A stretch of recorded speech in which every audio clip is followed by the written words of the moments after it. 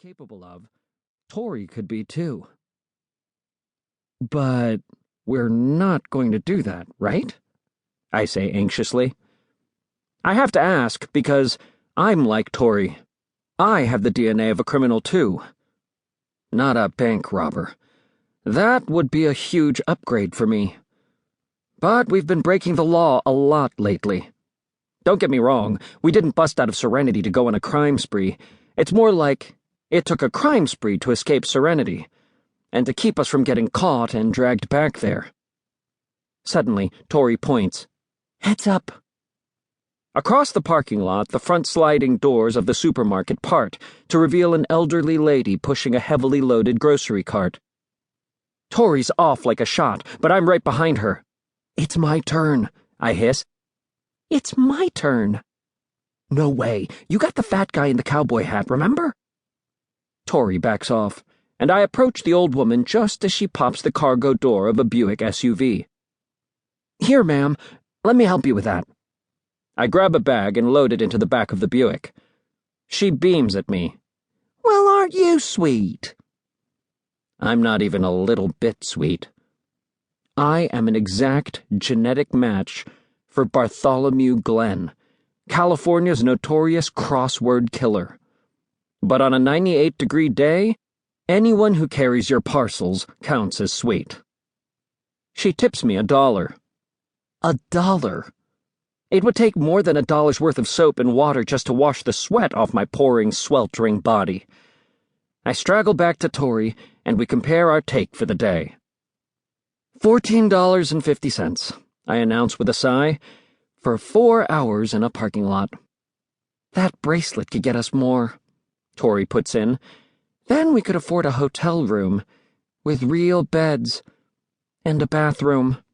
We're not criminals. We kind of are, she reasons. Just because we're cloned from criminals doesn't mean we did any of the stuff they're in jail for, I insist. That's what Serenity, New Mexico turned out to be.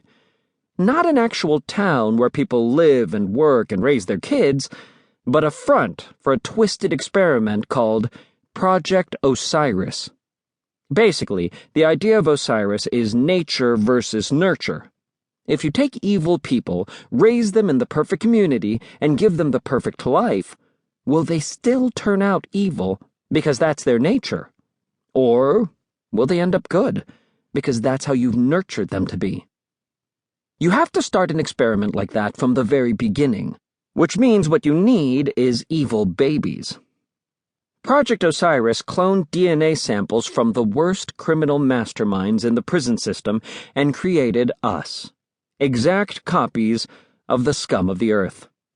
And they raised us as human guinea pigs to see if we could rise above our horrendous genes.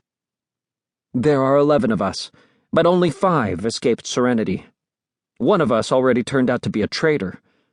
Thanks to Hector Amani, we were almost recaptured 4 days ago. Tori and I got away by the skin of our teeth.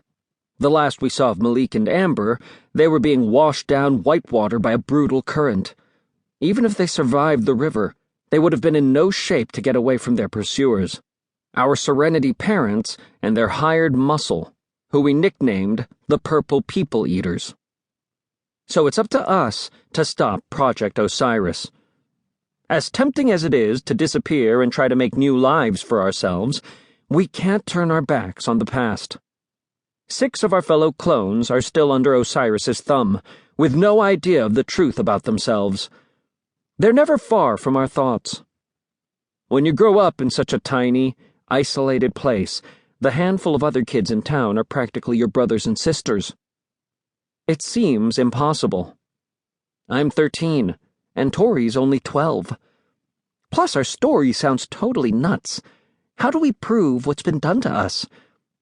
Serenity's now a ghost town. All the evidence of the experiment burned to ashes. The supermarket doors hiss open once more, and a man steps out into the heat, struggling with 2 big bags. Tori is already on the move. My turn. She tosses over her shoulder at me.